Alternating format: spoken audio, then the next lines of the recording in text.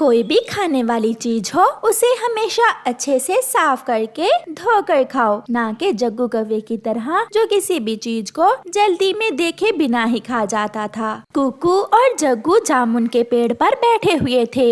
यार सॉरी, मैं अपनी चोंच धोना भूल ही गया। मैं नदी से चोंच धोकर अभी आता हूँ, फिर हम मिलकर जामुन खाएंगे। जल्दी आना, मुझे बहुत जोरों की भूख लगी हुई है। कुकू नदी पर चोंच धोने चला जाता है। कुकू तो गया, अब मैं ये जामुन जल्दी जल्दी खा लेता हूँ। जग्गू तो तोड़े बिना पूरे के पूरे ही जामुन के फल पेट में फेंकने लगता है। कुकू भी नदी के पानी से अपनी चोंच अच्छे से साफ कर लेता है। अब ठीक है, अब मैं जाकर जामुन खाता हूँ। कुकू जाता है। जग्गू, अरे ये क्या, तुमने सारे ही जामुन खा लिए, मेरे लिए छोड़े ही नहीं। तुम्हें किसने कहा था कि चोंच धोने जाओ? मेरी मम्मा भी गंदी चोंच के साथ ही खा लेती है, इसलिए मैंने भी कभी नहीं चोंच धोई। जग्गू भाग जाता है। मम्मा मम्मा, मैंने आज कुकू के हिस्से के भी जामुन खा लिए। क्यों? कुकू कहाँ था? वो नदी पर अपनी चोंच धोने चला गया था। उसकी माँ सिखाती है उसे ऐसे चोंच ले। दूसरे दिन कुकू और जग्गू फिर से भोजन की खोज में निकलते हैं। पेड़ पर लगे हुए 2 एप्पल देखकर वो दोनों वहाँ जाते हैं। जग्गू दोस्त, इन एप्पल्स पर तो बहुत धूल मट्टी है, अगर ऐसे खाया तो पेट भी खराब हो सकता है। मेरी मम्मा भी ऐसे ही खा लेती हैं। कुकू, मेरी मम्मा कहती हैं तुम्हारी मम्मा सिखाती हैं तुम्हें ऐसे चोंच ले। ऐसा कहते हुए जग्गू एक एप्पल खाने लगता है। मैं तो अपना एप्पल नदी पर जाकर धोकर खाऊंगा। कुकू अपना एप्पल लेकर नदी पर चला जाता है और उसे नदी के पानी से अच्छी तरह धोकर खा लेता है। अब तो जग्गू की आदत बन गई थी, क्योंकि उसकी मम्मा ने उसे कभी चीजों को धोकर खाने का नहीं कहा था। आज वो एक अमरूद के पेड़ पर जाता है। वो अमरूद खाने ही वाला था कि पीछे से रानो चिड़िया और उसका बेटा कुकू आ जाते हैं। रुको रुको जग्गू बेटा, इस पेड़ से अमरूद न खाना, ये पेड़ किसान का है। उसने अभी कल ही इस पेड़ पर जहर की स्प्रे की है। आप हमारे साथ चलें, हम दाना ढूंढ कर खा लेंगे। तुम्हारे कहने पर मैं ये अमरूद छोड़ दूं ताकि तुम दोनों बाद में आकर खा लो। जग्गू वो अमरूद खाने लगता है। मम्मा चिड़िया और कुकू वहाँ से चले जाते हैं। जग्गू वहाँ से जी भर के अमरूद खा लेता है और घर चला जाता है। घर जाते ही जग्गू को चक्कर आने लगते हैं और पेट में दर्द शुरू हो जाता है। मम्मा मम्मा, मेरे पेट में बहुत दर्द है और सर भी चकरा रहा है।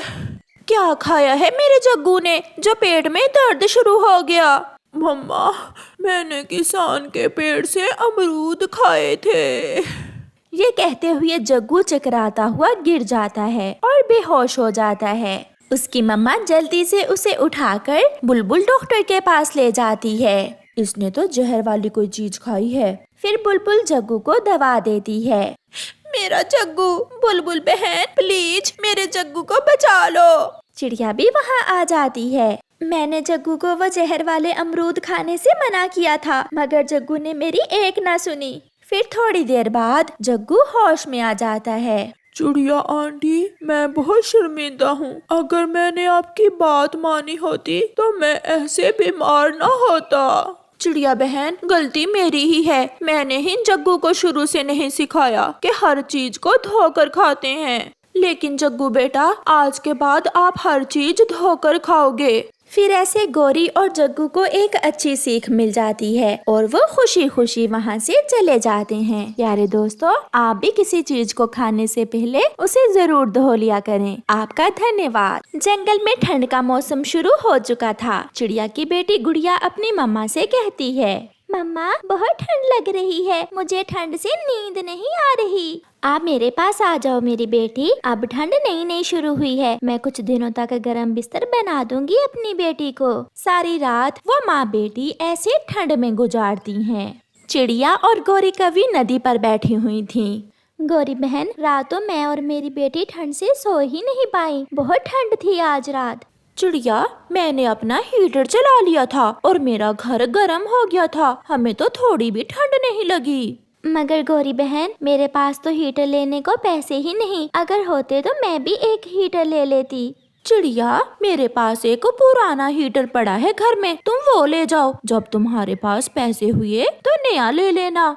ये सुनकर चिड़िया बहुत खुश होती है और फिर गौरी कव्वी चिड़िया को अपने साथ अपने घर ले जाती है।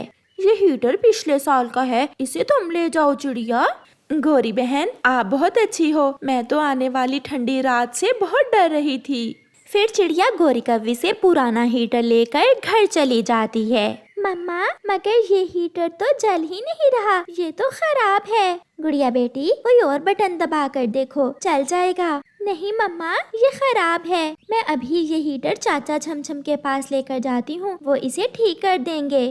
फिर चिड़िया वो हीटर लेकर चाचा छमछम के पास जाती है। चिड़िया बहन, इसका स्विच खराब है, मैं अभी इसे ठीक किए देता हूँ। चाचा छमछम, आप इसे ठीक करें, तब तक मैं भोजन ले आती हूँ।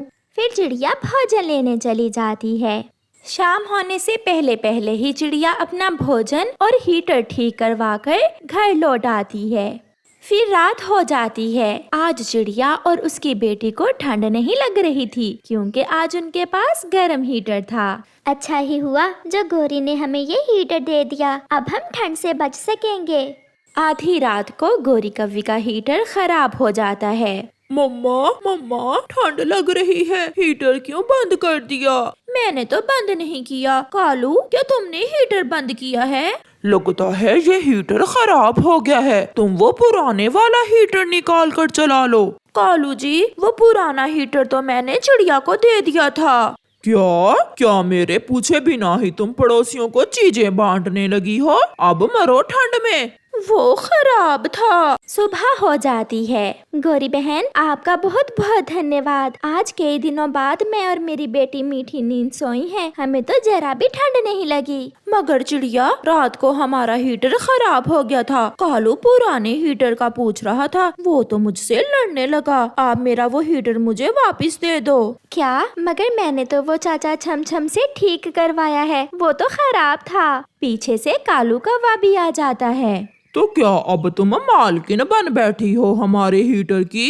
नहीं नहीं कौवे भैया, आप तो लड़ने ही लग गए। फिर चिड़िया अपने घर से वो हीटर लाकर कौवे को दे देती है। गौरी और कालू वो हीटर लेकर अपने घर चले जाते हैं।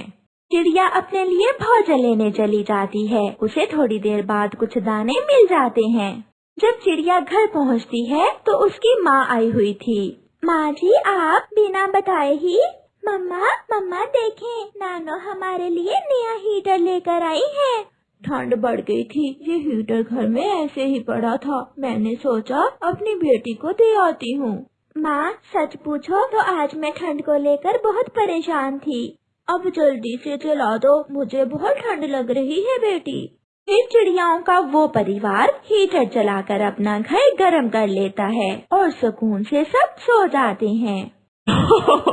वो चिड़िया ठंड में मर रही होगी। गौरी, फिर कभी मुझसे पूछे बिना चिड़िया को कोई चीज न देना। आप तो हर समय चिड़िया से ही जलते हो।